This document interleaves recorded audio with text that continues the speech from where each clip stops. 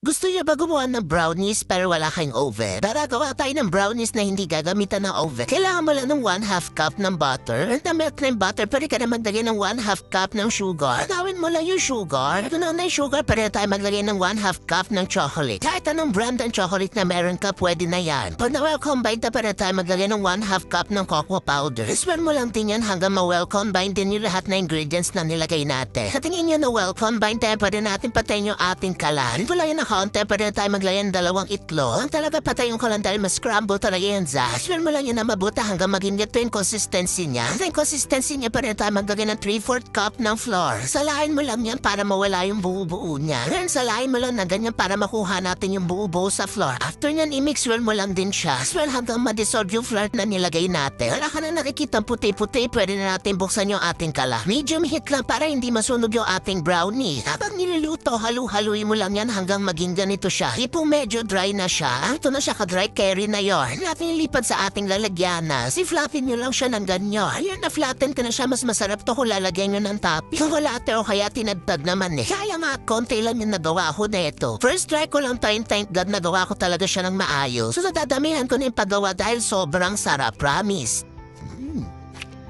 Sarap, brother.